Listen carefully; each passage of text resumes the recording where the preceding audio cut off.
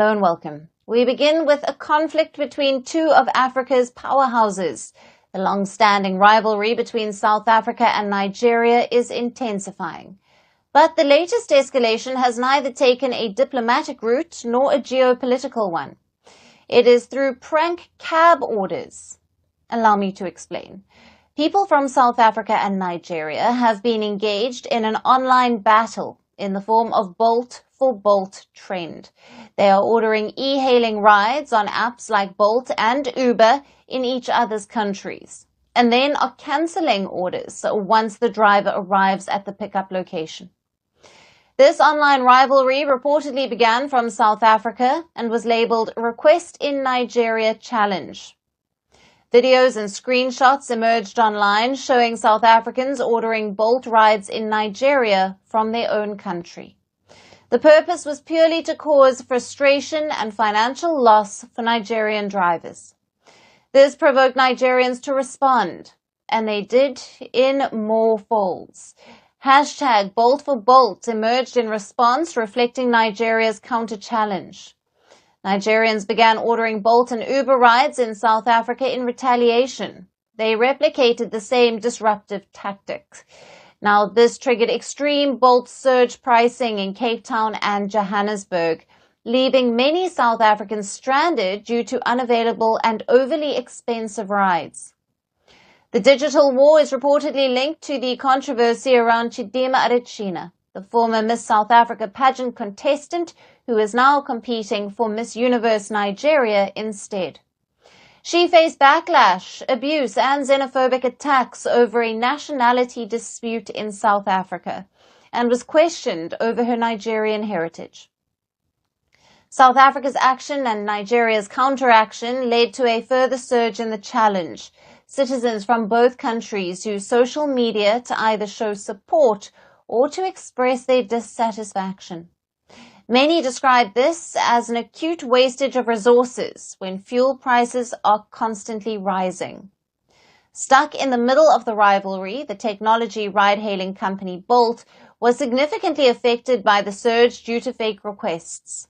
In response, the company suspended several accounts and restricted inter-country ride requests.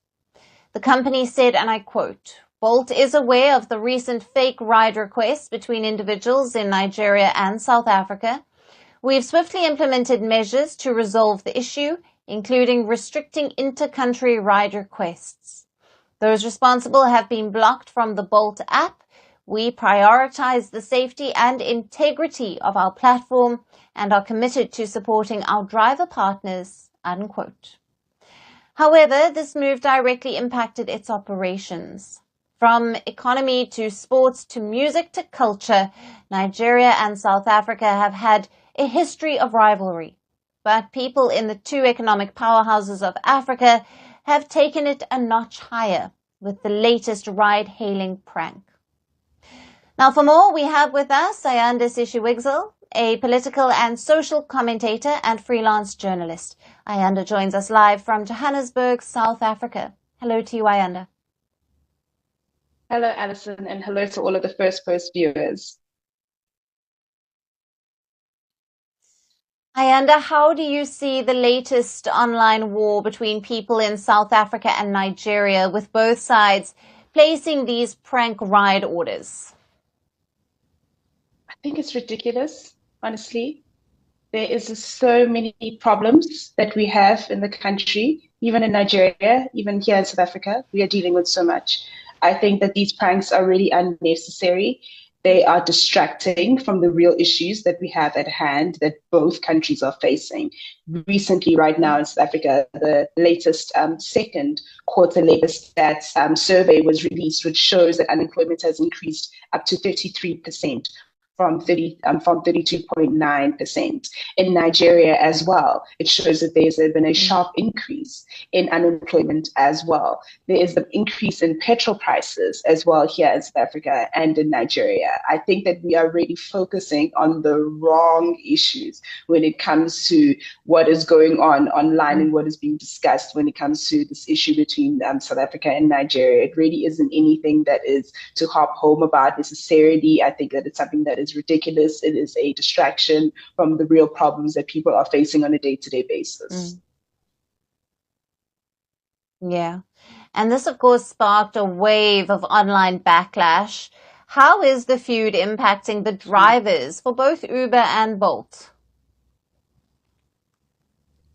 It really is impacting them in the worst way, because you need to understand that for people who are driving Uber and Bolt, the rules are different here on the African continent. So they the judgments that have been coming out for Uber drivers and Bolt drivers and the different kinds of victories overseas, that impact hasn't necessarily been felt here on the African continent. And so with the high increase of petrol prices, people who are using e-riding services have really been having a difficult go of it. We also know that drivers have been having less customers come to use their services because of the high cost of petrol, the high levels of unemployment, which means that most people can't afford to use the e-hailing services that are available as is. What this prank actually did was put people out of work entirely, because you need to understand that people work in totals for the day. So, for example, if they want to make, for example, 7,000 rands a day, that would have been affected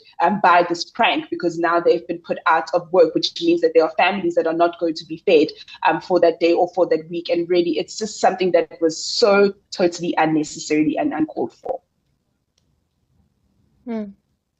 Yeah, and Ayanda, take us through the details of how this dispute began after the former Miss South Africa contestant, Chidima Adetshina, she's recently landed in Nigeria to compete in the Miss Universe Nigeria pageant. How did this then happen? Yes, there has been conflict going on since Chidima even announced that she's going to be competing in Miss South Africa. There has been so much back and forth that has been going on online that it actually really is borderline scary. I have been caught in the midst of that online battle when we're talking about Afrophobia and xenophobia and how scary it is and how life-threatening it actually can be. And there are life altering consequences to that Afrophobia and to that xenophobia. And so there has been a lot of back and forth that has been happening. And what started out, I think even before Chidima, it started out as something that was really innocent, comparing cultures, comparing sportsmen, comparing statesmen, now has really turned into something that is incredibly ugly. It's now turned into something that is affecting the livelihoods of people, and both in Nigeria and here in South Africa. And once again, it's something that could have really been totally avoided. So the social media rhetoric has now been spilled over outside of social media spaces, and now we're actually seeing the real life consequences to that Afrophobia and xenophobia and xenophobic rhetoric that we have been seeing on both sides, from Nigerians and especially in particular from South Africans as well. Yeah. And reactions from concerned individuals include urging South African and Nigerians to realize that these Bolt and Uber drivers are just people trying to make ends meet, as you've said. Now, they emphasize that wasting their time and money while inconveniencing those who genuinely need their services is not a game. What actions can individuals take to address this situation and to support the affected drivers? I think most importantly, just think before you tweet. It really is as simple as that. Making sure that social media is not an ugly place. If you're going to be ordering and using these e-hailing services, a tip would be great. A tip would be nice if you can afford to do one. But most importantly, just realizing that this is not a diplomatic dispute. And I really want to just emphasize that there are not going to be, worldly consequences that are going to come. Ronald Lamula, who is the DIRCO minister, has re-emphasized that the relationship between South Africa and Nigeria has remained extremely cordial. And we have not heard anything from Mr. Bala, who is the Nigerian ambassador here to South Africa, or Ms. Tamim Selegu, who is the South African ambassador to Nigeria as well. So really, at the end of the day, it's just a matter of just people minding their own business and carrying on about their day and making sure that they don't spread any kind of hateful rhetoric on social media. It really would just make everybody's day go a little bit better, and let's just all act like the mature adults that we are on this earth. And you did touch on this. Could we just dive a little bit deeper, and could you shed some light on the long-standing rivalry between South Africa and Nigeria, from economy to sports to culture and to music? Yes, look, Nigeria and South Africa, very, very, very similar countries. We have similar economies, and in fact, between South Africa and Nigeria, we're always changing on between the first and second biggest economies on the continent. So we need to make sure that people want to do business on the African continent and need to make sure that they have access to Nigeria and access to South Africa as well. As much as we share those victories, we also share some really bad problems together. There are high levels of unemployment. There are high levels of police brutality. In Nigeria, we had the End SARS protests. In South Africa, we had the Maragana massacre, courtesy of party and partial to the police.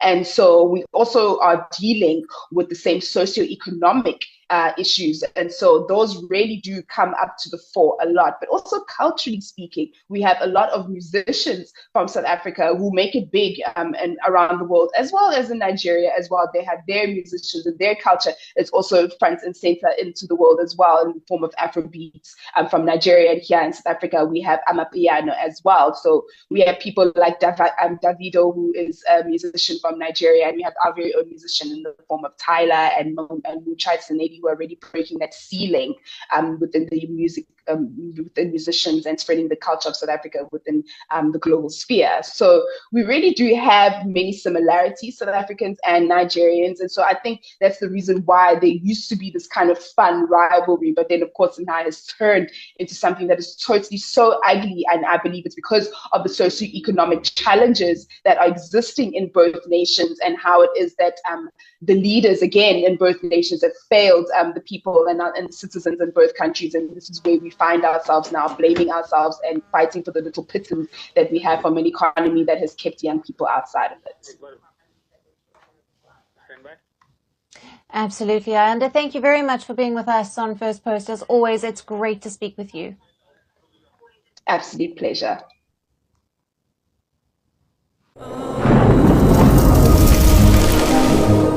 Climate change is on our doorstep. It's time for a revolution to take root. And it starts with 1.4 billion Indians.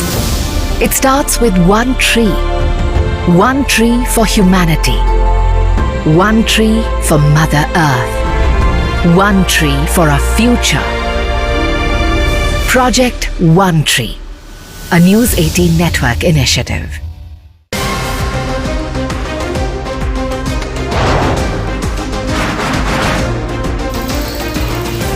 On the today, the T20 World Cup bandwagon has moved across to the West Indies. What can we expect from this? Hello, I'm Alison Green, coming to you from Durban, South Africa. Today we have a special show. Start with a report on India's shifting nuclear posture. For the first time since India officially became a nuclear power.